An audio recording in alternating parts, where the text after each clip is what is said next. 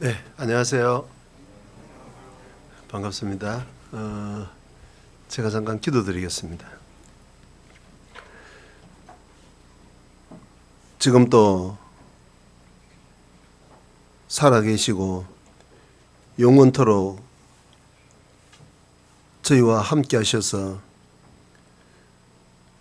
영원한 천국의 소망뿐만 아니라 이 세상을 살아가는 가운데서도 임마누엘의 주님으로 늘 동행하시며 지켜주시고 인도하시는 주님 감사드립니다.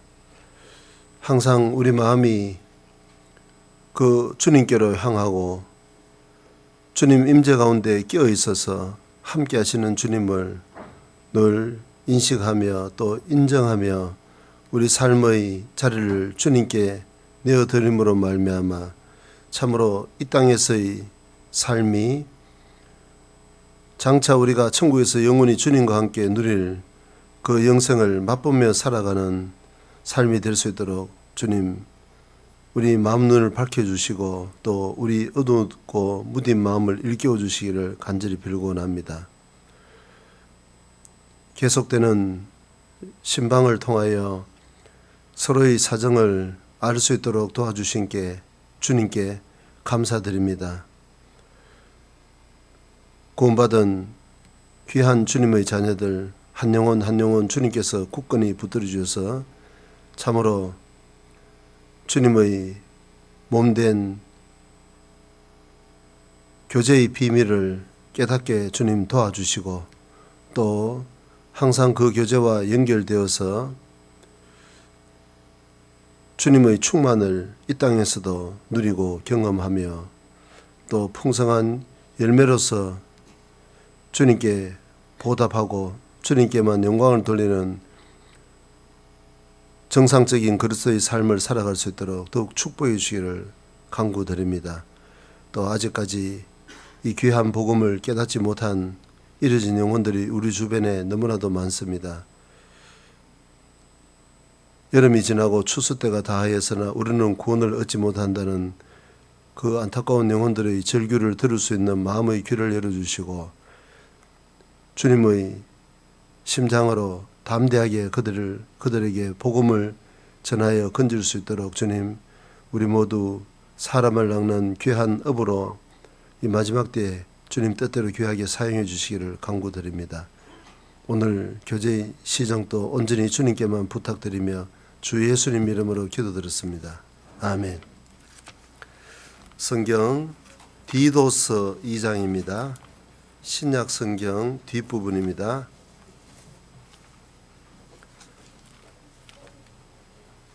히브리서 빌레몬서 앞에 디도서가 있습니다. 디도서 2장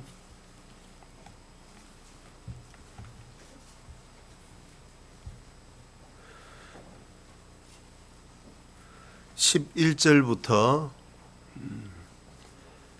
14절 말씀까지를 제가 한번 읽어보겠습니다. 디도서 2장 11절입니다. 모든 사람에게 구원을 주시는 하나님의 은혜가 나타나 우리를 양육하시되 경건치 않은 것과 이 세상 정욕을 다 버리고 근신함과 의로움과 경건함으로 이 세상에 살고 복스러운 소망과 우리의 크신 하나님 구주 예수 그리스도의 영광이 나타나심을 기다리게 하셨으니 14절 같이 읽어봅니다. 그가 우리를 대신하여 자신을 주심은 모든 불법에서 우리를 구속하시고 우리를 깨끗하게 하사 선한 일에 열심하는 친백성이 되게 하려 하심이니라. 예. 제가 동대문 교회에 와서 첫 번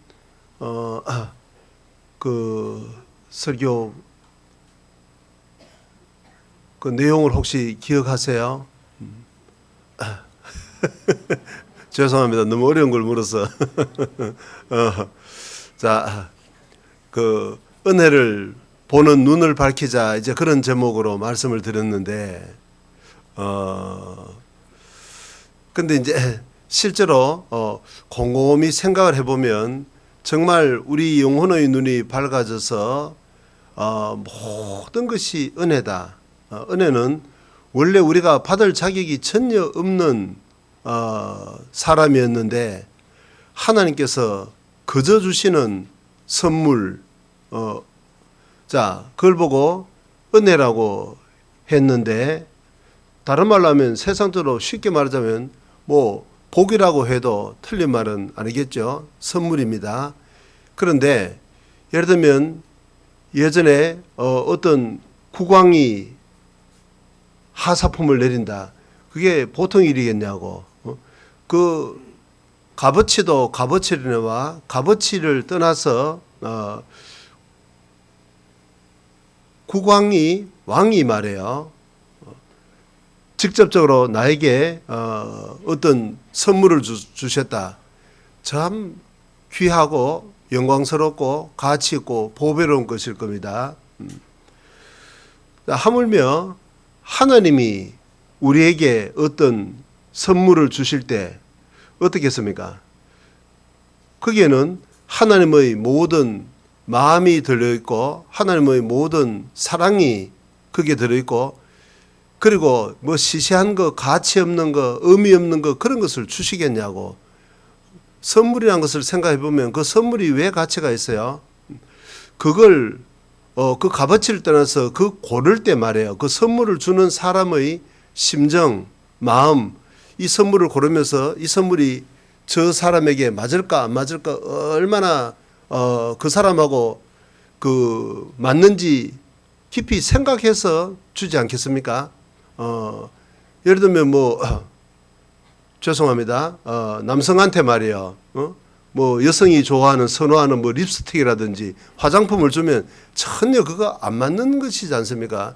저 사람이 무슨 마음을 가지고 이런 것을 주느냐, 나를 뭐 어떻게 하느냐, 굉장히 잘못하면 받고도 불쾌할 수 있지 않겠어요?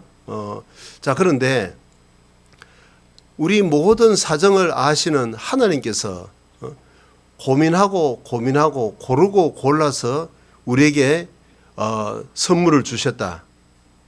그게 은혜라는 겁니다. 받을 자격도 전혀 없는 사람에게 말해요. 그런데 그런 귀한 것을 값어치 있는 것을, 예를 들면 그 예전에 국왕에게 무엇을 받았다면 가문의 갑으로서 가장 소중하게 보관하고 후손들에게 거기에 대해서 설명을 해주고, 또 귀한 손님이 오면 끄집어내서 뭐 자랑을 하면서 정말 나는 이렇게 국왕의 은덕을 입었다고 뭐 그렇게 그 가문의 영광으로 생각하지 않겠냐 그 말이에요. 자, 사람에게 받은 것도 그렇게 생각하는데 하물며 하나님께서 오랫동안 준비를 하고 창세 전부터 예비를 하고 정말 깊이 고민하고 생각해서 자신의 모든 것을 희생해서 나한테 줬다. 그게 은혜다 그 말입니다. 근데 정작 받은 사람은 뭐 아주 하찮게 생각을 해요. 아주 시시하게 생각해요. 그까지 구원이라는도 죄송합니다. 이거 제 이야기가 아니고 뭐 간혹 그런 사람들도 만나는 거잖아요. 그리고 이럴 줄 알았으면 괜히 구원을 받아가지고 좀 천천히 받을 걸, 그런 약간 덜 떨어진 사람도 있고 말이에요. 하나님 보실 때는 정말 어떻겠습니까? 그 마음이 예를 들면 부모님도 말이죠. 정말 우리 자녀에게 아주 소중한 것을 값비싼 대가를 지불하고 사서 줬는데 아주 심상하게 생각하고 함부로 다루고 내팽개치고 잘못하면 뭐 쓰레기통 근처에 둬가지고 쓰레기 비울 때 같이 비울 뭐 그런 입장이 된다면 그 선물의 값어치를 아는 부모님 입장에서는 애간장이 다 녹을 일이지 않겠습니까? 자, 그러니까 우리가 그 은혜라는 것을 좀 하나님 입장에서는 왜 어떠한 마음으로 주셨을까, 그걸 가만히 생각을 해보면 너무나도 우리의 삶 가운데 소중하고 값진 것이다 그 말이에요. 우리의 삶을 근본적으로 바꿔놓을 수 있는, 그러면 어떤 사람에게는 그런 경우가 많았지 않습니까? 우리가 잘 아는 대로 유명한 찬송가 405장 그 어메이징 그레이스라는 그 작시자는 존 뉴턴이라는 사람, 잘 아시죠? 노예선 선장으로 있다가 구원을 받은,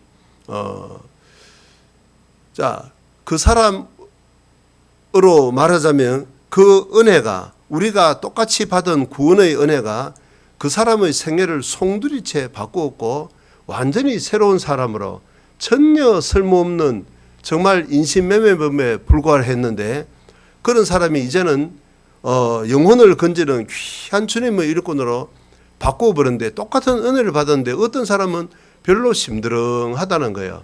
이럴 줄 알았으면 건축 끝나고 난 다음에 받을 건데 괜히 이 타이밍에 받아서 이것도 뭐 건축 헌금을 안 할 수도 없고, 자, 이런 식으로 돼버린다 그 말이에요. 너무 하찮게 여기는 사람도 있다는 겁니다. 여기는 지금 목사님이 내들라고 지금 그런 이야기를 하고 있느냐, 우리 집 자매가 또 꼭 고해 바친 것 같아. 아무도 안 계세요? 자, 그런데 자, 그러면 은혜가 그렇게 소중하다면 우리가 이제 그 은혜에 대해서 정말 깊이 생각을 하고, 그걸 어떻게 하면 내 마음 눈을 밝혀서 이 주님이 주신 은혜의 가치를 밝히 깨달아 알까, 그걸 좀 고민을 해보셔야 되는데, 그런데 한 몇 주 지나고 나니까 새까맣게 잊어버리고, 뭐 그때 무슨 이야기를 했지? 자매는 기억나냐고 지금 몇 분 좀 그런 분들도 계신 것 같아요. 자, 그래서 우리가, 제가 어머니 모임 때 잠깐 그런 말씀 드렸는데, 평범한 진리와 비범한 진리, 무슨 말장난하는 것이 아니고 실제로 그렇다는 거죠.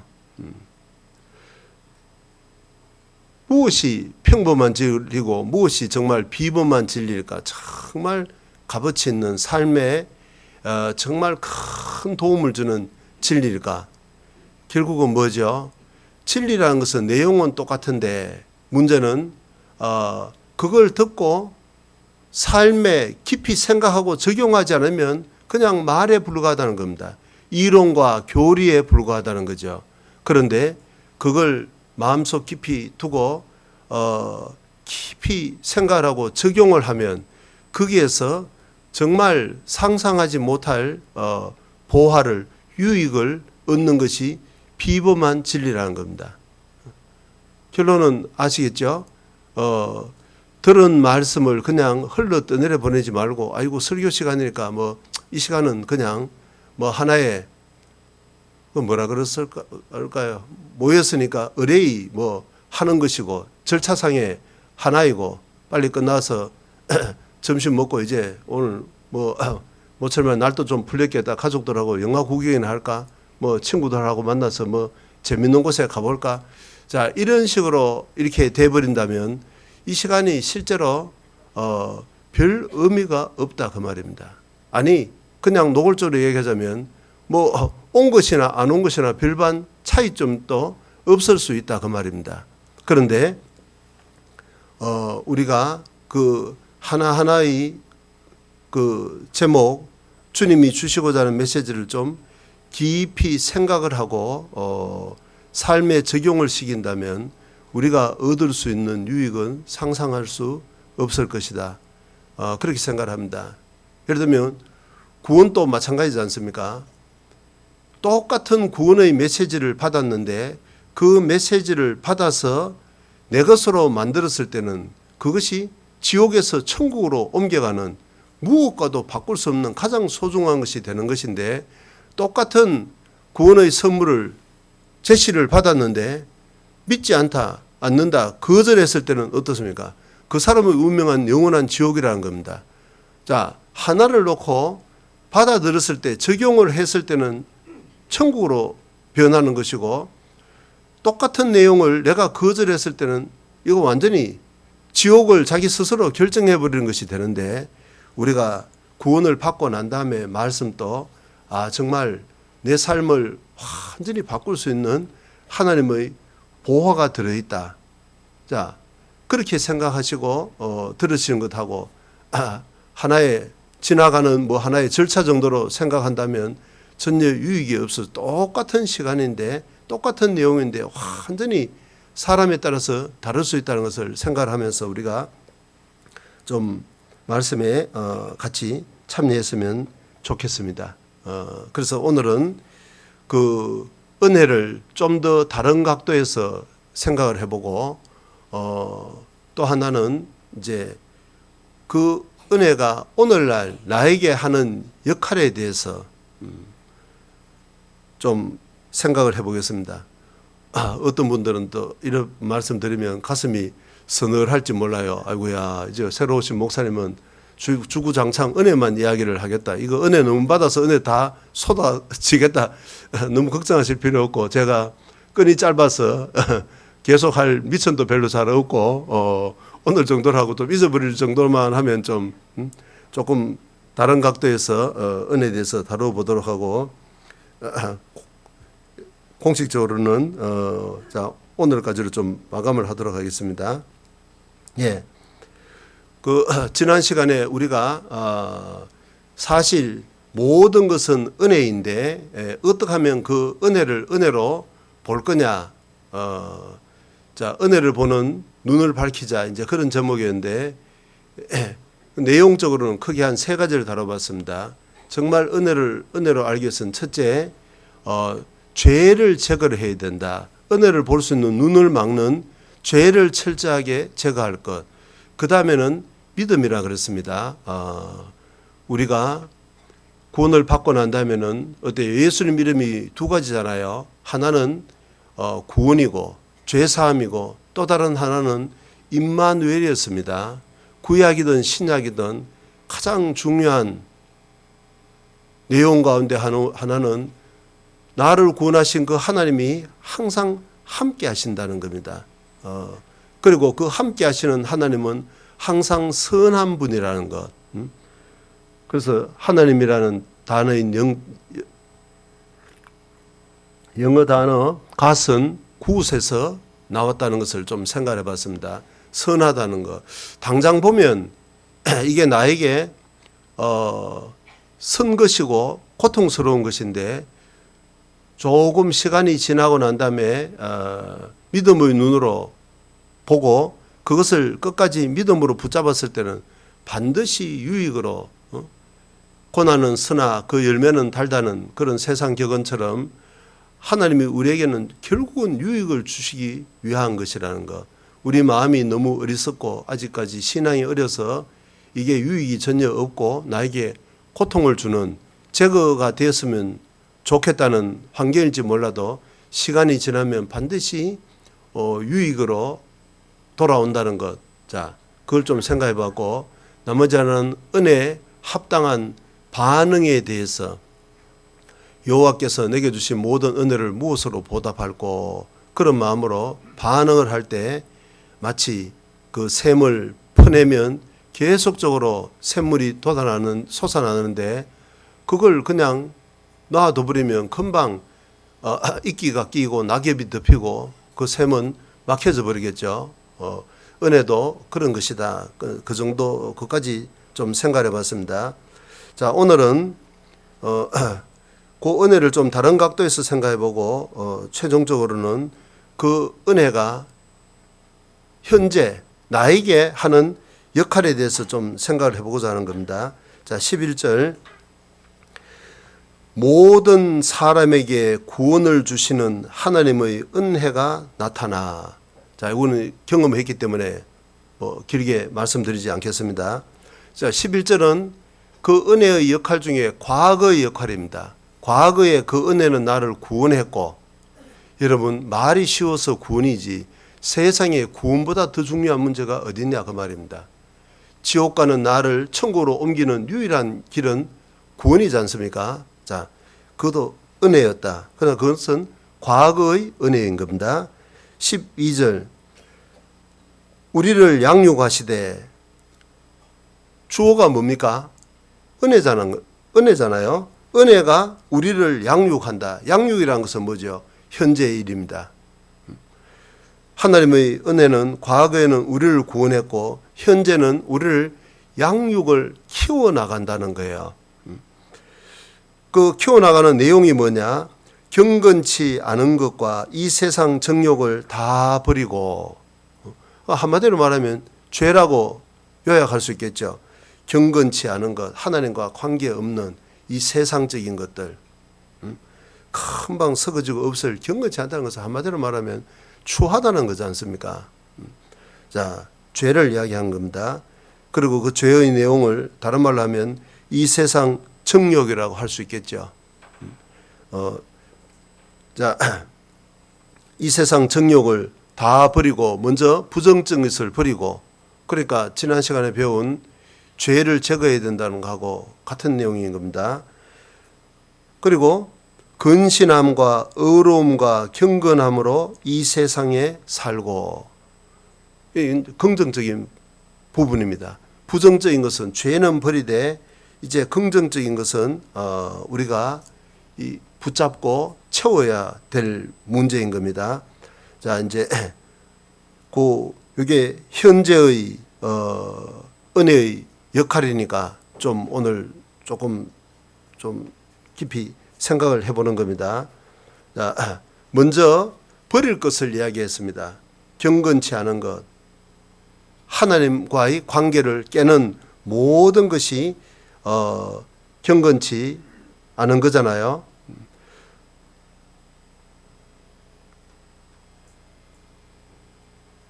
그걸 한마디로 요약을 하자면 어때요? 하나님의 구원을 받고 난 다음에 그리스도인의 3대 원수라는 것은 뭐죠? 첫째는 남아있는 죄성이지 않습니까? 남아있는 죄성이 이 원수고, 그 다음에는 세상이라는 겁니다. 결국 외부적으로는 이 세상입니다. 그러니까 여러분, 우리가 정상적인 신앙생활을 하지 못하도록 가장 우리를 미혹하는 것이 결국은 세상입니다. 그 나머지는 그 세상 배후에 있는 마귀라는 건데, 보세요. 내 속에 죄가 있고 바깥에서 마귀가 아무리 나를 유혹해도 어떻습니까? 매개체를 통해서 유혹을 한다는 겁니다. 그 매개체가 뭐예요? 세상이라는 거죠. 근데 자, 우리가 전도 집회 때 한번 경험을 했습니다. 지옥의 시작은 뭐냐? 그 모든 죄의 시작은 결국은 세상입니다. 에덴 동산에 있었던 선악과와 내용이 똑같은 것이다, 그 말이에요.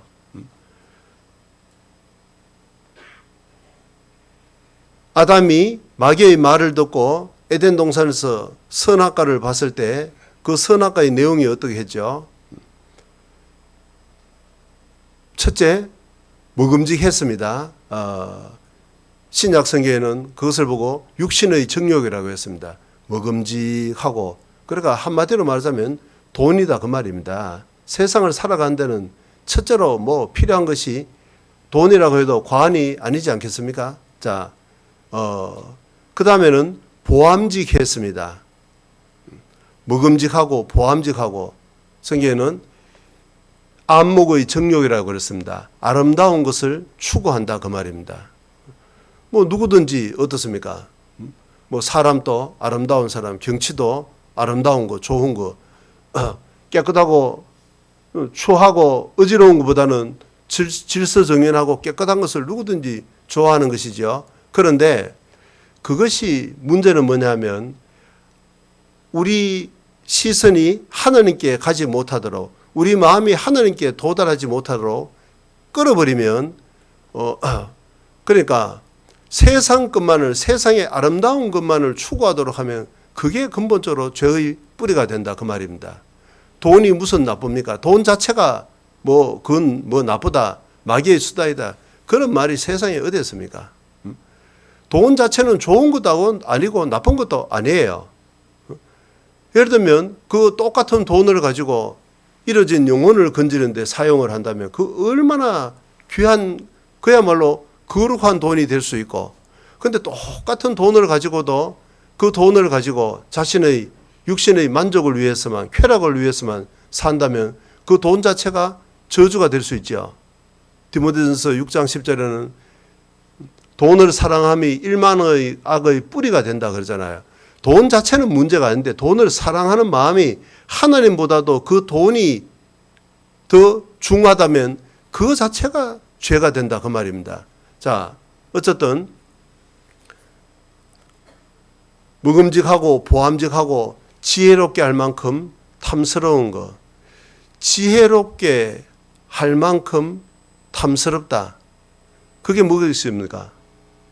지혜. 지혜는 무엇하고 관계 있습니까? 예를 들면 이런 거 한번 생각해 보세요. 우리가 몇 년 전에 코로나를 경험을 했는데 그때 말이에요. 그 코로나 치료제가 없어서 지금 또 뭐 확실히 있는지는 잘 모르겠는데 없어서 많은 사람이 생명을 잃었습니다. 그런데 보세요. 어떤 의사가 말이에요. 이 코로나를 일거에 다 해결할 수 있는 치료제를 개발했다. 그러면 어떻게 될 것 같습니까? 이 세상 모든 사람이 그 사람 앞에 무릎을 꿇을 겁니다. 특별히 내 아내가 우리 부모님이 지금 코로나 때문에 죽어가고 있다면 내 전 재산을 들여서라도 정말 우리 부모님을 우리 자식을 살려주십시오. 그렇게 애원하지 않겠냐고. 지혜는 명예와 관계가 있는 겁니다. 솔로몬이 세상에서 가장 지혜로운 사람이었습니다. 주변에 있는 모든 사람들이 솔로몬의 지혜를 들으려고 자기 문제를 해결하러 솔로몬을 찾아와서 조공을 바치고 그 앞에 무릎을 꿇었다 그 말입니다. 지혜는 전부 명예와 관계가 있죠.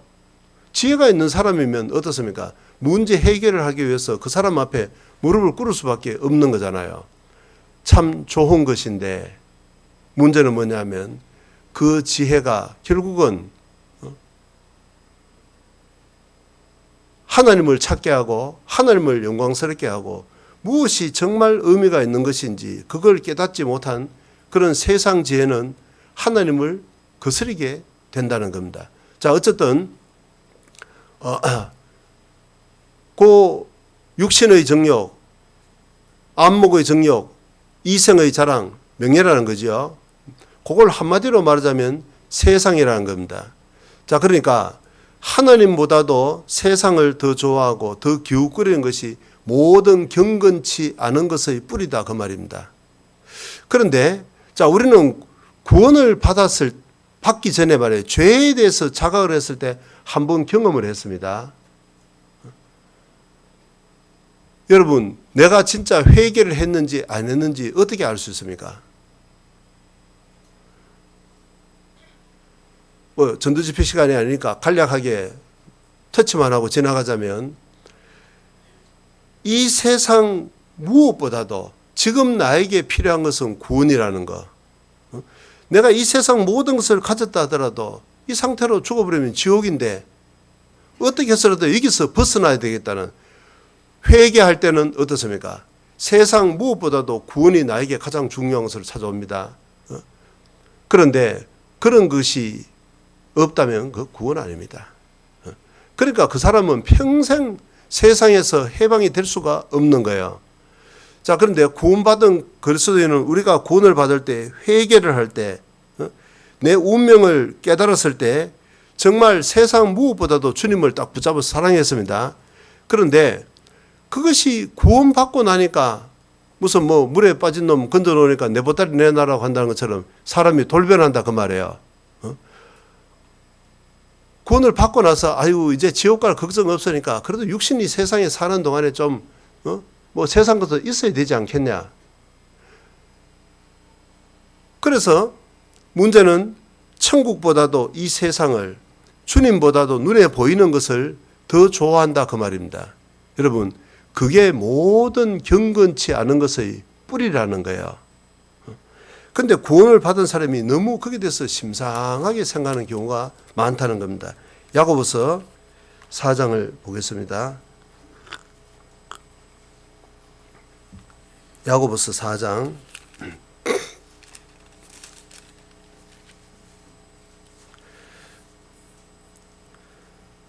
4절에 같이 한번 읽어보죠. 간음하는 여자들이여 세상과 벗된 것이 하나님의 원수임을 알지 못하느뇨. 그런즉 누구든지 세상과 벗이 되고자 하는 자는 스스로 하나님과 원수되게 하는 것이니라. 예. 자, 간음하는 여자들이여. 아이고 이 자매 이야기고 내 이야기는 아니다. 그런 분은 아무도 안 계시겠죠. 하나님 보실 때 우리 모든 사람은 여성입니다. 하나님의 신부고 사랑의 짝입니다. 근데 간음하는 여자들이요 정말 얼마나 불명예스럽고 수치스러운 그런 말이잖아요. 자기 남편이 있는데 이거 더 이상 이야기하지 않겠습니다. 이게 교육적으로도 별로 안 좋을 것 같아. 자, 뭐 그런 여성이 있다면 세상에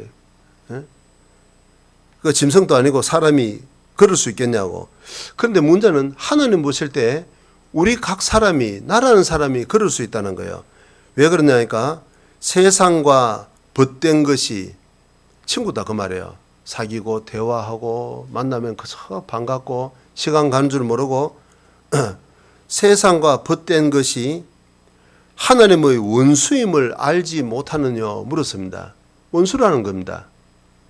그런데 구원을 받은 사람도 너무 이런 말씀을 심상하게 생각해요. 뭐 말씀에는 그래 돼 있지만은 세상에 사는 동안에는 뭐 없이 그렇게 살 수가 있냐? 같은 값이면 다 홍치마라고. 천국에 가서도 좋고 이 세상에 물질도 많이 누리고 싶고 아름다운 것도 많이 취하고 싶고 다른 사람에게 존경도 받고 싶고 이 양수 겹장식으로 말해요. 이 둘 다를 가지기를 원한다 그 말이에요. 보세요. 진짜 그러기 위해서는 이걸 버려야 되는 거예요. 내 마음속에서 버려버리면 하나님이 어때요? 이 세상적인 것을 주더라도 이 세상적인 것 때문에 마음 눈이 가려서 주님을 보는 눈이 어두워지지 않으면 하나님이 주시는 거예요. 그런데 이걸 줘버리면 어떻습니까? 그 돈 때문에 눈이 딱 가려서 하나님을 못 볼 것이 너무나도 자명하기 때문에 안 준다는 것을 좀 생각했어야 되는 겁니다. 우리에게 복음을 전해줬던 그 외국 선교사 가운데 한 분, 딕 욕이라는 분 들어보셨죠? 그분에게 구원을 받고 그분이 여기 와서까지 전도할 수 있도록 후원했던 분이 그 홀트라는 분입니다. 많이 들어보셨죠? 일산에 홀트 아동복지 있다는 이야기 들었는데 전쟁 고아들 많은 입양을 해서 많은 도움을 주고 했던 그 미국의 유명한 사업가입니다. 근데 그분이 구원을 받은 사람이다 그 말이에요. 그래서 그 물질을 가지고 정말 귀하게 사용을 했습니다. 어때요? 그런 사람에게는 물질이라는 것이 그야말로 다다익선인 거예요. 많을수록 좋은 겁니다. 왜 그렇죠? 영혼을 건지는 일에 주님의 영광을 위해서 사용할 것이기 때문에. 그런데 어떤 사람은 그 물질을 가지면 그 물질을 믿고 딱 교만해져 버려요. 하나님을 의지하지 않고 그 물질을 가지고 자신의 육신을 위해서 쓰는 거예요. 그 사람에게는 그 물질이 저주인 거예요. 그게. 그렇지 않습니까?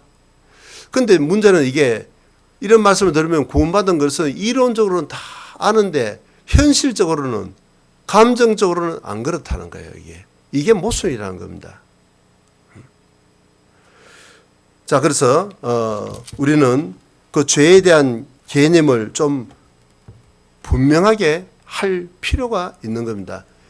주님이 정말 복음을 위해서 필요하면 주실 것이니까 주님 손에 맡기고 나는 물질이 있든 없든 정말 이 세상보다는 주님을 사랑하고 살아갈 때 하나님이 필요해서 다 주신다는 것을 경험할 필요가 있다는 거죠. 그런즉 누구든지 세상과 벗이 되고자 하는 자는 스스로 하나님과 원수되게 하는 것이더라. 그 세상과 벗이 되는 그 물질을 쫓고 어디에 재밌는 것 좋은 것 내 육신의 이 만족을 줄 것이 어디에 있을까? 그런 아름다운 것을 추구하고 사람에게 높임받기를 원하고 교제에 와서 조금 상처를 받고 자존심 상하면 울고 몇 며칠 잠을 자지 못하고 말씀은 묵상하지 않고 말이에요. 그 엉뚱한 거 그런 거나 묵상하는 경우가 왕왕 있지 않느냐 그 말이에요. 그건 세상을 사랑하기 때문에 그런 겁니다. 나 한 사람 좀 자존심 상하고 조금 상처를 받아서 주님께 영광이 된다면 내가 주님을 위해서 내가 밟힐 수 있다면 감사하다. 그런 마음을 가진 것이 어때요? 아, 내가 세상과 구별됐다는 증거구나. 우리가 복음을 전하다 보면 참 어려운 경우도 많이 겪습니다. 제가 이번에 신방을 한 2주 정도 이렇게 하면서 느꼈던 것은 역시 우리 동대문 교회는 이게 어느 정도는 격이 높아서 그런지 그렇게 가족들 중에서도 아주 그 무리한 사람, 뭐 무리하다는 그런 이야기는 아닌데, 물론 그분이 이제 생명이 없기 때문에 우리를 뭐 복음을 대적하는 경우는 있을 텐데, 어떤 데는 정말 뭐 가면 막 찬물을 뒤집어 쓰는 경우도 있고, 저도 다 이야기하기는 좀 곤란한데 어떤 데는요, 야, 참 모진 소리도 많이 들어봤습니다. 어떤 집에 전도를 하러 갔더니 그 시어머니를 만나서 이야기하는데 그 집 며느님 되시는 분이, 이보세요 아저씨, 남의 집에 와서 어디에 그딴 식으로 소리를 크게 내냐고. 와, 세상에 내가 정신이 하나도 없더라고. 어지간하면 그래도 견딜 텐데 우리 집 사람하고 갔다가 얼마나 호되게 당해버렸는지, 무엇이 가슴이 아팠냐 하니까, 아, 이 시어머니도 자칫하면 진짜 구원받기 어려울 수가 있겠구나. 아, 이렇게 시어머니 손님을 이런 식으로 시어머니 앞에서 완전히 짓밟아 버리면 시어머니 입장이 어떻게, 야, 그래가지고 이제 또 오라고 초청할 수가 있을까? 더 이상 길게 이야기, 혹시 또 그분 구원받고 오면 입장 곤란해진가 서로. 이 정도만 말씀을 드리겠습니다. 그런데 신방을 할 때는 어느 정도 그 정도는 좀 각오를 하고 가는데, 아유, 너무 대접이 좋아서 조금 뭐라 그럴까요? 이상하다. 좀 방향이 조금 그 생각보다 좀 옆으로 흘러간다는 것을 이렇게 느꼈는데, 뭐 제가 육신적으로 그런 일이 있으면 좋겠다 그런 이야기는 결코 아닌데, 얼마든지 그런 일이 있을 수 있다 그 말이에요. 자, 그런데 그 우리가 만약에 마음속에 정말 그 명예심을 완전히 꺾지 않는다면 자칫하면 문제가 될 수 있는 거잖아요. 자, 어쨌든 우리가 교제 안에서도 혹여 상처가 있다 할지라도 내가 그걸 소화하지 못하고 마음속에 불끈 뭐가 치밀어 오고 자칫하면 이제 서로 부딪힌다는 것은 어때요? 여전히 내 마음속에 명예심이라는 그것이 있기 때문에, 세상을 사랑하는 마음, 세상적인 기준이 있기 때문에 그런 것이 올라온다는 것을 좀 우리가 생각할 필요가 있습니다. 자, 이제 이렇게 너무 이야기하다 보면 시간이 너무 부족하니까 좀 정리를 해야 될 것 같아요. 자, 죄라는 것이 그 뿌리를 항상 세상에 기반을 두고 있다는 것을 생각하고, 그러면 어떻게 하면 그걸 버릴 거냐, 이것만 생각해 봅시다. 시편 1편입니다. 어떻게 하면 세상을 잘라낼 수 있을까? 왜 구원을 받았는데도 세상에 넘어지는 것일까? 빠지는 것일까? 그 이유만 오늘 좀 간단하게 생각해 봅니다. 시편 1편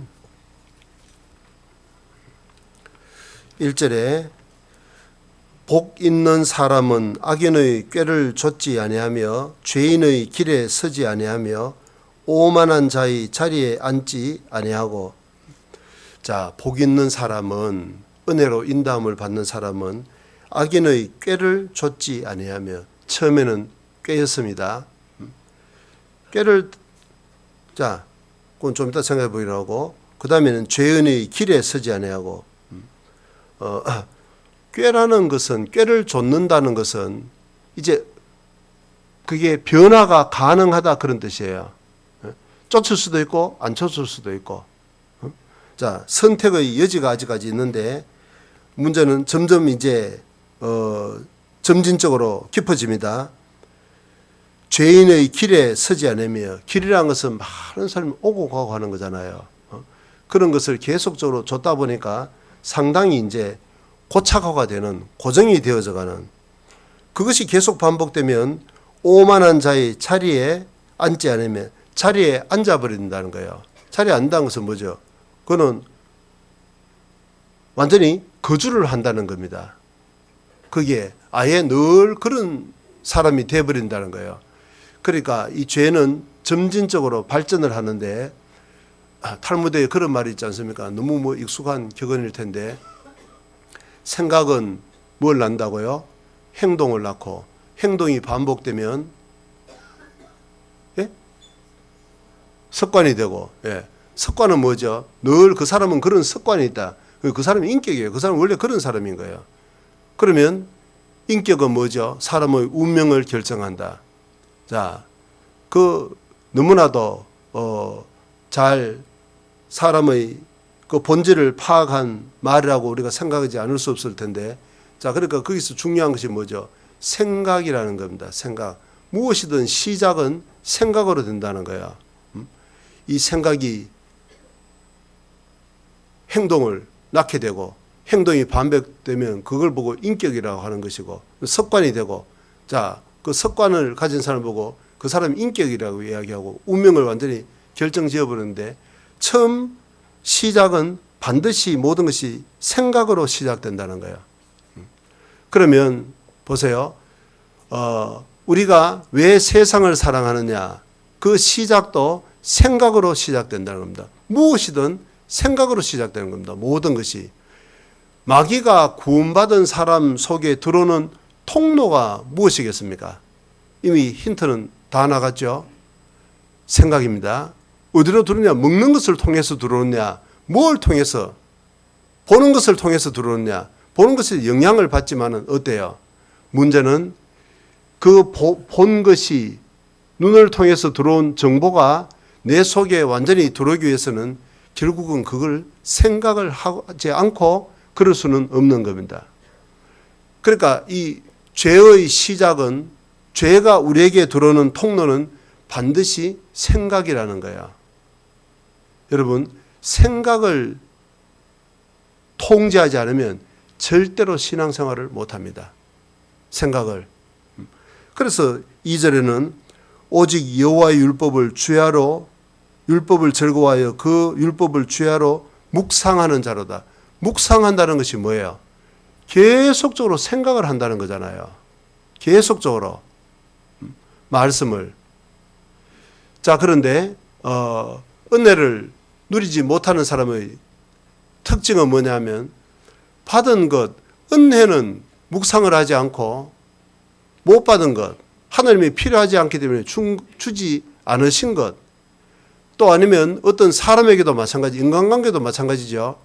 그 사람이 나에게 잘해준 것을 계속적으로 지속적으로 생각을 해야 되는데, 세상 격언에도 9가지 잘한 것이 있어도 한 가지 서운한 거 있으면 잘한 거는 당연한 것을 생각하고 버려버리고 그 서운한 거 그것만 붙잡고 늘어진다는 겁니다. 그거는 뭐 심보 나쁜 우리 목사님 보니까 그런 생각인데 나는 그렇지 않아요. 실제로 그렇겠냐? 조사를 좀 해봐야 될 것 같아요. 여러분, 생각입니다. 그래서 이 기독교 격언에는 어때요? 세상 속담하고 전혀 반대인 격언이 많지 않습니까? 은혜는 돌에 새기고 금강석에 새기고 원수는 물에 새긴다. 좀 서운한 것은 빨리빨리 잊어버리도록 생각을 통제하는 훈련을 해야 된다는 거예요. 그런데 구원받았다는 사람이 어때요? 구원받지 못한 사람처럼 은혜는 아주 물에 새겨서 아주 쉽게 잊어버리고, 원수는 하나님이 무슨 원수가 되겠습니까? 하여튼 하나님이 빨리빨리 안 들어준 그런 부분들은, 그거는 마음속에, 아니면 다른 형제 자매들이 나에게 조금 서운하게 한 것, 상처 준 것은, 그것은 오랫동안 생각을 해버린다면 그 사람은 그게 경건치 않는다는 거예요. 그게 세상으로 가는 지름길이라는 겁니다. 이사야서 55장도 한번 보시겠습니다. 이사야 55장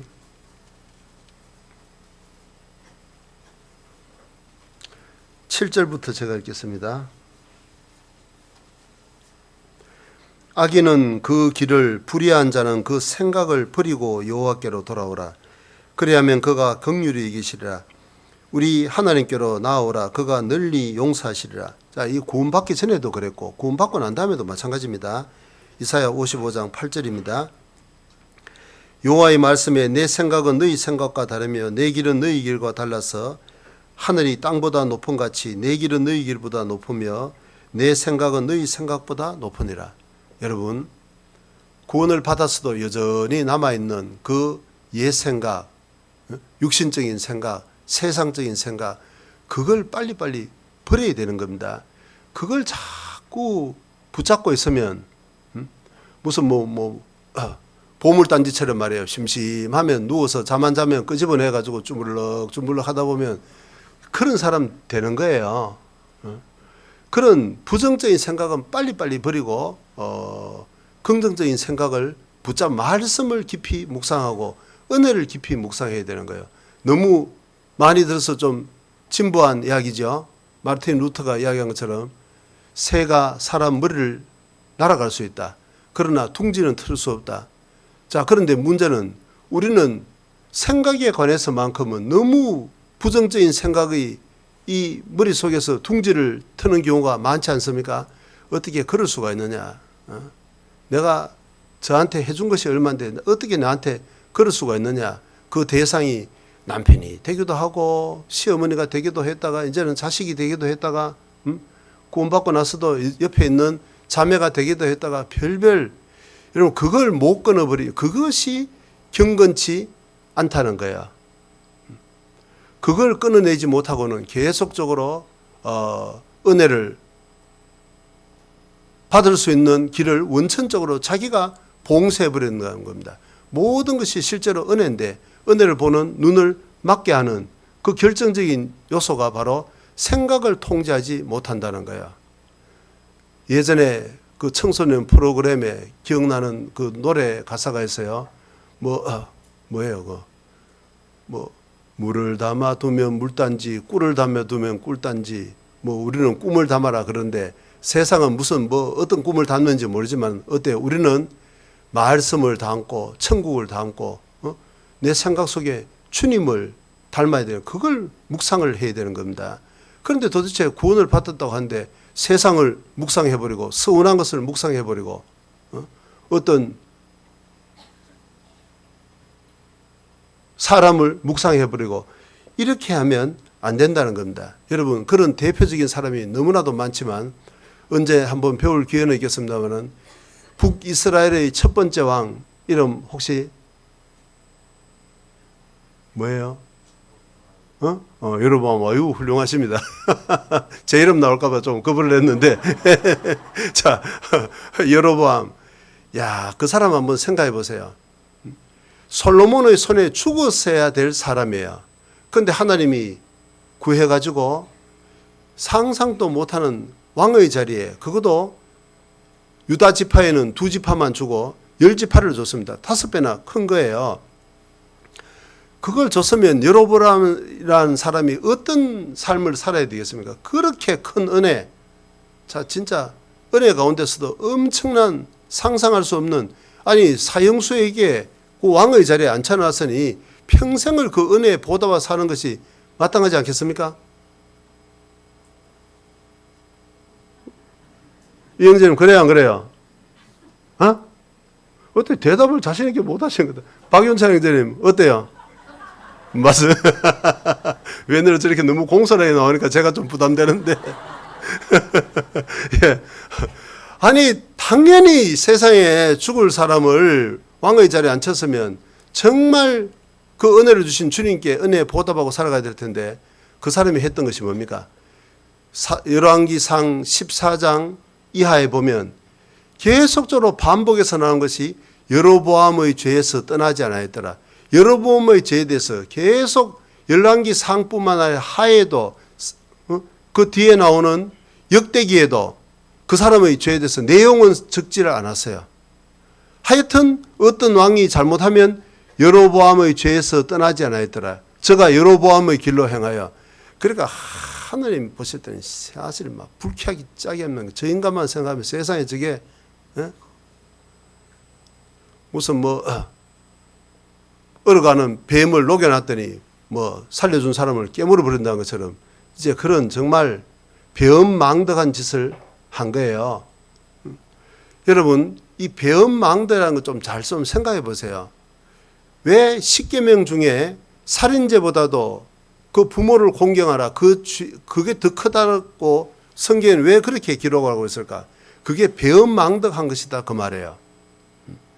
낳아줘서 기르기까지 정말 얼마나 손마디가 이게 관절염이 생겨서 옆으로 틀어지도록, 저도 이 신방에 연세 드신 분들은 그런 손가락을 이렇게 껴놔봤습니다. 어때요? 정말 그렇게 기가 막히게 고생을 해서 길러놨으면 공경을 하는 것은 그건 당연한 은혜를 받은 사람으로서 당연한 것인데, 한다는 소리는 부모님이 나한테 해준 것이 뭐 있냐. 야, 그게 그만하겠습니다. 예. 괜히도 흥분 안 해. 예. 어쨌든 간에 보세요. 자, 인간 사회에서도 그런 것처럼 이게 하느님과 그 여로보암이라는 사람의 관계에서도 말이에요. 죽을 사람을 왕을 삼아놨더니 한다는 짓이 우상 숭배를 해요. 온 백성을 온통 하느님을 떠나도록 만들어버려요. 그 다음에 나머지 소소한 것은 나중에 한번 배워보도록 하죠. 어쨌든 간에 그 사람이 왜 그렇게 되어버렸을까? 그 사람도 인간인데 양심을 가진 사람인데 처음에는 이 은혜를 보답해야겠다 그런 마음이 처음부터 숫제 없었을까? 그러지는 않을 것 같죠. 왜 그랬을까? 자꾸 자기 생각에 잡히는 겁니다. 자기 생각을 못 버리는 겁니다. 3번씩 그 7절기 중에 3번은 예루살렘에 올라가서 하나님을 섬기라고 하는데, 내 관할에 있는 우리 국민이 거기에 갔다가 자꾸 남유다 이야기를 듣고 하다 보면 민심이 떠날지 몰라. 하나님의 말씀을 도대체 믿었더라면 절대 그런 짓을 하지 않았겠죠. 한 걸음 더 나아가서 어때요? 단과 베델에 금송아지로 우상을 만들어 놓고 올라가지 말고 이걸 섬기자. 이제 금송아지를 우상을 섬기게 만들어 버렸잖아요. 그러니까 그 사람이 정말 있을 수 없는 그런 엄청난 죄를 하나님이 어떤 사람을 보면 항상 그 사람이 아주 배은망덕한 사람의 표준이 되는 거예요. 긍정적인 것은 저가 다윗의 길로 행하여, 다윗을 예로 들었는데 아주 부정적인 배은망덕한 인간의 대표로, 은혜를 정말 악으로 갚은 대표로 여로보암을 항상 거명을 했다는 거예요. 왜 이런 사람이 되었을까? 틀림없이 생각을 통제를 못한 겁니다. 관리를 잘못한 것이다 그 말이에요. 이야기하기는 조심스럽다마는 예를 들면 현대의 질병이라는 우울증이 또 그럴 수 있겠고 여러 가지 어떤 그런 부분들도요. 우리가 정말 이게 조금 서운한 거, 조금 좀 그늘진 생각을 지속적으로 하면, 그게 잘못하면 고착화가 되는 겁니다. 처음에는 쫓았다. 이 변화가 가능한데 그걸 계속적으로 반복하다 보면 어때요? 서고 나중에는 완전히 앉아버리는, 그러면 자칫하면 큰 질병이 될 수도 있다는 거예요. 자, 그래서 우리는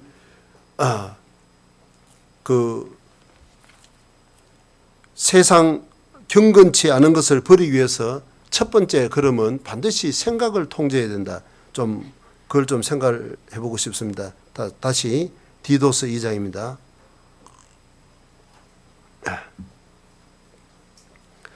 12절에 우리를 양육하시되 경건치 않은 것과 이 세상 정욕을 다 버리고, 자, 그 버릴 수 있는 가장 첫 번째 걸음은 정말 우리 생각을 말씀으로 묵상으로 가득 채운다면 저절로 세상적인 것은 경건치 않은 것의 뿌리인 그 세상적인 정욕을 버릴 수 있다는 것을 좀 생각해 봤습니다. 이번에는 그 자리에 긍정적인 것으로 채워야 되는데 근신함과, 영어성에는 셀프 컨트롤로 되어 있습니다. 신중하게 삼간다는 건데 다른 말로 하면 절제입니다. 절제. 절제란 것이 뭐죠? 할 수 있는 힘도 있고 권리가 있는데 스스로 그걸 통제하는 거잖아요. 길게 설명을 안 되겠습니다. 자, 절제를 하고 내가 이런 일을 할 수 있는 권리가 있지만 정말 복음을 위해서 이뤄진 영혼을 건지기 위해서 절제를 하고 의롭다. 구원을 받고 난 다음에 성경에서 의롭다는 것이 뭐예요? 순종이 의라는 겁니다. 자, 로마서 5장 19절에 한 사람이 순종함으로 모든 사람이 의인이 됐다. 성경은 틀림없이 항상 구원을 받은 사람이 의롭다는 것은 순종을 말씀하고 있습니다. 자, 경건함으로 이 세상에 살고 하나님으로 인정하고 두려워하는, 죄에 대한 심판이 있을까봐 두려워하는 그런 부정적인 것에 두려움이 아니고 거룩하고 영광스러운 나에게 그 크신 은혜를 주신 하나님에게 혹여라도 이게 누가 되는 일일까봐, 상처가 되는 일일까봐, 전도하는데 지장을 되는 일일까봐 항상 조심하는 것. 특별히 경건은 하나님과의 관계를 말씀하고 있죠. 죄를 짓지 않도록 우리 생각도 그 하나님으로 가득 채우는 경건한 생활일 겁니다. 자, 이제 요 우리를 양육하는 현실적인 현재의 문제를 다루었습니다. 자, 은혜라는 것은 과거의 은혜는 우리를 구원했고 현재의 은혜는 우리를 양육해 나간다는 것. 버릴 것은 버리고 취할 것은 채울 것은 채우는, 양육하는 것이 틀림없이 있고, 13절에는 미래의 은혜입니다. 복스러운 소망과, 소망이니까 미래형이잖아요. 우리의 크신 하나님 구주 예수 그리스도의 영광이 나타나심을 기다리게 하셨다. 미래의 은혜입니다. 그러니까 우리가 지난 시간에 배웠던 어떻습니까? 은혜로 시작하고 은혜로 마치는데 중간에 모든 것도 은혜가 된다. 실제로는 전부 다 모든 것이 은혜라는 거예요. 이게 또 똑같은 내용입니다. 자, 그 은혜는 과거에 우리를 구원했고 미래는 천국에 대한 확실한 약속, 상급이 약속되어 있고, 오늘 시간이 없어서 이걸 안 찾겠습니다. 그 다음에 현재는 어때요? 우리를 양육해 나간다는 겁니다. 우리가 정말 세상적인 욕망을 정리하고 주님의 자녀로서의 걸맞는 인격을 가지고 그렇게 경건하게 살아간다면 얼마나 오늘날 현실의 삶도 주님의 축복으로 은혜로 가득 찬 삶이 아니겠냐 그 말이에요. 자, 14절은 이제 요약 정리하는 겁니다. 과거와 현재와 미래의 그 은혜가 지금 나에게 있어서 어떤 역할을 할 것이냐. 그 12절하고 거의 반복되는 것인데 이게 중요하기 때문에 반복한다. 그렇게 생각하면 쉬울 것 같아요. 자, 14절. 그가 우리를 대신하여 자신을 주심은 모든 불법에서 우리를 구속하시고 우리를 깨끗하게 하사. 이건 아까 배웠죠. 11절에 과거의 은혜였습니다. 자, 그 은혜를 주는 최종적인 목적은 뭐죠? 같이 읽어봅니다. 선한 일에 열심하는 친백성이 되게 하려 하심이더라. 자, 은혜를 주신 목적이 있는데 아무런 목적 없이 계속 주는 그런 경우가 어디 있냐고 말해요. 틀림없이 목적이 있는데 미래 소망도 목적이고 과거의 은혜에 의해서 늘 감사한 것도 목적이고 하지만 뭐니 해도 제일 중요한 것은 현재 이 은혜가 나에게 어떤 역할을 하느냐. 자, 이게 우리가 12절에 이미 배웠습니다마는 14절에 한 번 더 반복하고 있습니다. 자, 그것이 뭐죠? 선한 일에 열심하는 친백성이 되게 한다. 선한 일에 열심하는.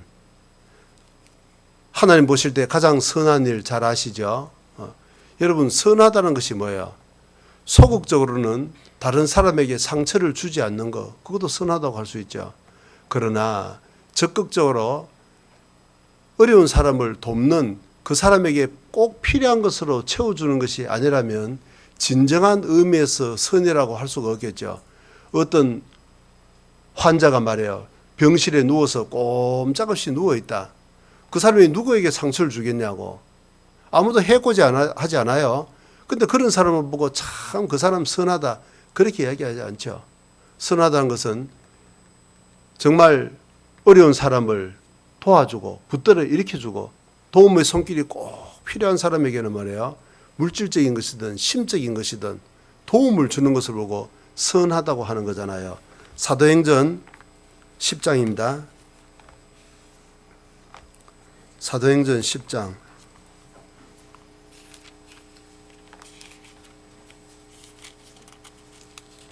38절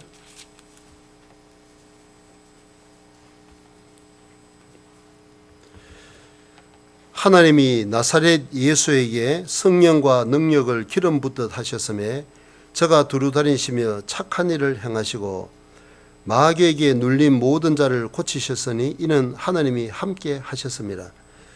예수님이 이 땅에서의 공생의 사역을 하실 때 두루 다니시며 온 이스라엘 전역을 외국까지 두루 다니시며 착한 일을 행했다. 선한 일을 행했다 그렇습니다. 내용이 뭡니까? 마귀에게 눌린 모든 자를 고치셨다. 육신적인 병만뿐만 아니라 마귀 결국은 죄라는 질병에 붙잡혀서 지옥을 가는 사람을 건지셨다는 거죠.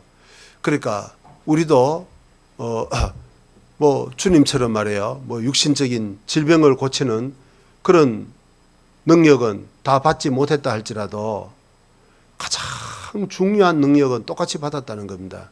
주님이 하셨던 일을 우리도 할 수 있다는 거잖아요. 예수님이 나를 믿는 자는 이 같은 일을 할 것이요 이보다 더 큰 일을 한다.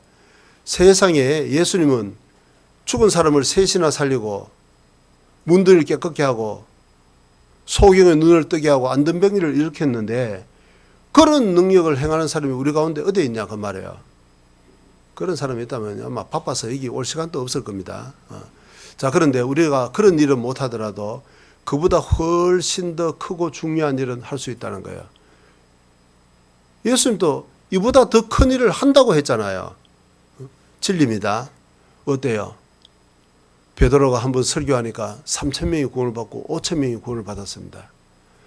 자, 그것은 그런 육신의 질병을 고치는 것보다도 훨씬 더 크고 중요한 일이다 그 말이죠. 그 병 나아봐야 몇 년 뒤에 또 다른 병이 찾아오고 결국은 다 죽었는데 영혼의 질병을 고침을 받은 사람, 영생을 얻은 사람은 영원히 이루어지지 않습니다. 자, 그보다 더 중요한 일이 어디 있겠냐고. 구원받은 그리스도인에게는 구구한 긴 설명은 필요 없습니다. 그렇지 않습니까? 우리는 그 일을 할 수가 있다는 거예요. 우리를 통해서 이뤄진 영혼들이 구원을 받는 겁니다. 마귀에게 눌려서 지옥 가는 사람을 건지는 겁니다. 여러분, 그러면 그 주님이 모든 은혜를 주신 목적은 바로 그 일인 겁니다. 선한 일인 거예요. 다시 아까 본문을 한번 봐요. 확인을 하고 다른 것을 보겠습니다. 14절 그가 우리를 대신하여 자신을 주심은 모든 불법에서 우리를 구속하시고 우리를 깨끗하게 하사 과거의 은혜의 구원입니다. 목적이 뭐냐? 은혜의 최종적인 목적은 선한 일에 열심하는 친백성이 되게 하려 하심이라. 이 선한 일, 지옥 가는 영혼을 건지는 이 고귀한 일, 이 값진 일, 여기에 열심하는 친백성, 이 친백성이라는 것이 성경에는 사유제사이다. 그 사람의 보물이다. 그런 뜻입니다. 친백성이. 하나님은 정말 이런 사람을 기뻐하시고 이 목적을 위해서 우리에게 과거의 구원의 은혜, 미래 영원한 천국에 대한 소망, 이 모든 것을 다 주시는데 그 목적은 오늘이라는 겁니다. 오늘, 현재. 이 선한 일에 열심하는 친백성, 이게 목적이라는 겁니다. 여러분, 은혜를 이미 받으셨죠? 대답을 안 하시네. 은혜를 이미 받으셨고, 자, 앞으로 영원한 천국의 상급도 완전히 은혜입니다. 그렇지 않아요? 예를 들면 오늘날 일당이 보통 얼마쯤 하죠? 뭐 전문적 외에는 일반적으로 뭐 가장 쉬운 뭐 기본급으로 생각한다면 한 10만 원 정도로 생각할 수 있겠죠. 그럼 그것은 정상적인 겁니다. 자, 그런데 일당을 10억을 준다. 반응이 전혀 없는 분들은 뭐예요 이거 지금 말귀를 못 알아듣시겠는데, 자, 10억을 준다. 그럼 세상이 어떻습니까? 눈에 불이 번쩍번쩍 안 하겠냐고. 생각했던 것보다도 너무나도 준다. 자, 그건 마음이 실제로 그런 데 있다면 그건 너그러운 사업주의 은혜인 겁니다. 그러잖아요. 우리가 한 일에 비해서 주님이 예배해 놓으신 상급은 상상할 수가 없다는 거예요. 자, 그런데 어떻습니까? 그것도 큰 은혜지만 진짜 그 모든 은혜의 목적은 오늘이라는 겁니다. 선한 일에 열심하는 친백성. 에베소서 2장입니다. 에베소서 2장 10절 같이 읽어보죠.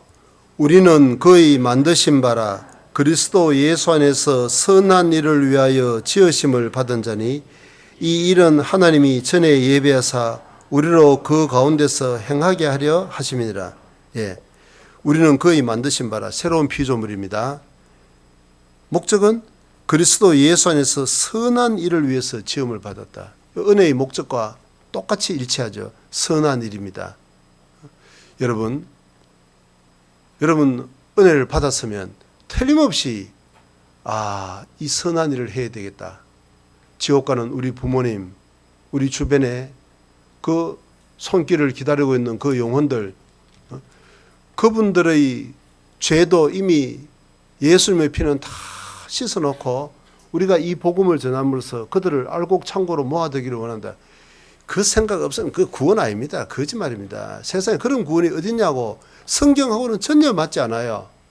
그럼 다른 말로 여러분들이 성경대로 구원을 받았다, 은혜를 받았다면 반드시 그런 마음이 있습니다. 그런 마음도 없는 사람에게 이렇게 이야기해봐야 시간 낭비지, 저만 힘들지. 앉아 계셔 듣는 분들도 고통스럽고. 그러나 좌석이 쇠붙이를 움직이는 것처럼 진짜로 우리가 은혜를 받았다면 반드시 그런 마음이 있습니다. 그걸 우리가 나타내야 되는 겁니다. 그게 은혜의 목적이고 은혜의 결과고, 모든 은혜의 뭐라 그럴까요? 그 응집돼서 나타나는 것은 봐도 영혼을 건지는 것으로 나타나는 겁니다. 여러분 그걸 심상하게 생각하시면 안 됩니다. 그런데 틀림없이 그런 마음을 이 샘 솟듯이 그 샘처럼 말이야 하나님이 일으키는데, 이런 핑계 저런 핑계 아직은 때가 되지 않아서 나는 아직까지 환경이 이래서 저래서 그걸 이제 자꾸 눌러버린다. 그러면 그것이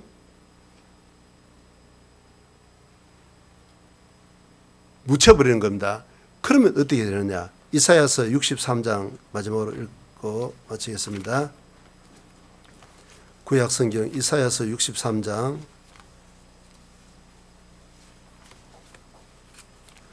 17절입니다.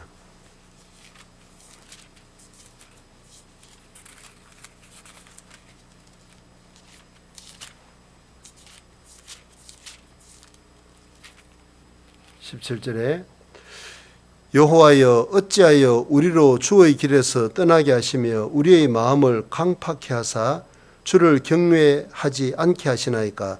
원컨대 주의 종들 곧 주의 산업인 지파들을 위하여 돌아오시옵소서. 이 선지자의 기도를 보면 참 이상합니다. 맞지 않는 것 같아요. 여호와여 어찌하여 우리로 주의 길에서 떠나게 하시며, 주님을 섬기는 길에서 떠나게 밀어내버린다 그 말이에요. 어찌하여 우리의 마음을 강팍해 하사 주를 경외치 않게 하실까. 이걸 보면 경외하고 싶은 마음은 꿀뚝 같은데 하나님이 강팍해 버려 하니까 이게 경외가 안 된다, 뭐 이런 식으로 이해될 수 있잖아요. 그런데 어때요? 이 말씀의 뜻이 우리는 경험합니다. 이게 그런 뜻이 아니라는 거 잘 아시죠? 보세요. 우리는 구원을 받았어도, 은혜를 받았어도 구원받은 죄인에 불과해요. 은혜를 잊었지만 망각할 가능성이 얼마든지 있다 그 말이에요. 근데 하나님은 은혜로서 우리 마음을 계속 움직이시는데 그걸 이 핑계 저 핑계에 대해서 눌러버리고 막아버려요. 그러면 하나님도 일을 못하세요. 하나님이 내버려두면 어떻습니까? 우리는 금방 구원받지 못한 그런 모습으로 돌아가 버리는 겁니다. 여러분 신앙생활도 어떻습니까? 기울어진 운동장에서 뛴다는 것 아세요? 왜 그러냐니까 죄성이 있기 때문에 항상 가만 내버려 두면 저쪽으로 죄 쪽으로 흐르게끔 돼 있는 거야. 구원받은 사람도. 은혜는 이제 밸런스를 맞추는 겁니다. 이렇게 정상적인 생활을 할 수 있도록. 그런데 문제는 이 은혜를 받았다는 사람이 자꾸 은혜를 무시해요. 은혜를 던져버려요. 그러면 하나님이 기울게 하신 것이 아니고 자신이 하나님의 손을 운동장이 기울어져 있기 때문에 고추 세우는 하나님의 손을 자기가 떨쳐버린 거야. 그 하나님이 내버려두면 그 사람의 영락 없이 저쪽으로 쏠려서 쓰러져 버린 겁니다. 은혜가 내 마음을 움직이실 때 우리는 그게 반응을 해야 돼요. 그 마음을 가지고 정말 계속 형제자매들과 함께 교제 가운데서 이 복음을 전하려고 노력하면 하나님은 더욱더 도와주세요. 그도 신방 때도 자주 말씀드렸는데 있는 자는 받아 넉넉하게 되겠고 없는 자는 그 있는 것까지 빼앗기리라. 있는 자는 은혜를 계속적으로 보답하는 살면 하나님은 더욱더 주세요. 성경 전체는 그걸 말씀하고 있습니다. 자기 아들을 아끼지 아니하시고 우리 모든 사람을 위하여 내어주시니까 어찌 그 아들과 함께 이 모든 것을 너에게 은사로 주지 않겠느냐. 세상적인 것도 줘요. 그런데 왜 자꾸 안 된다고 생각하냐. 자기가 그 은혜를 보답하지 않으니까 영혼에 건지는 일에 참여하지 않으니까 어떻습니까? 하나님이 그냥 가만히 있으니까 이제 바로 급속도로 저쪽으로 쓸려 내려가는 겁니다. 자, 그래서 우리가 오늘 은혜를 받은 사람으로서 어떻게 하면 지속적으로 그 은혜를 계속적으로 누리고 이제 그 은혜 가운데서 살아갈 것이냐. 자, 그 가운데 크게 두 가지만 우리가 생각해 보죠. 하나는 절대적으로 생각을 통제할 것. 세상적인 생각을 끊어낼 것. 그 다음에 주님의 말씀으로 영원한 상급으로 우리 생각을 영혼을 끈주고자 하는 열정으로 가득 채우고 실제로 그 일에 참여할 때는 정말 우리의 삶이 너무나도 미래에 대해서 영광스러운 것뿐만 아니라 이 땅을 살면서도 풍요로운 가운데 살아가려고 확신합니다. 기도드리겠습니다. 자비로우신 우리 주님 감사를 드립니다. 우리 마음 눈을 밝혀주셔서 이미 받은 은혜가 얼마나 크고 영광스러운 것인지 늘 묵상하는 가운데 오늘의 삶이 너무나도 영광스럽고 풍요로운 삶이 될 수 있도록 주님 더욱 축복해 주시고 또 그러한 풍요로운 삶이 영원한 천국의 영원한 상급과 직결된다는 것을 밝히 알 수 있도록 늘 우리 생각을 주님의 말씀으로 붙들어 주시기를 간절히 바랍니다. 남은 모든 교제의 시간도 주님께 온전히 부탁드리며 주 예수님 이름으로 감사하며 기도드렸습니다. 아멘.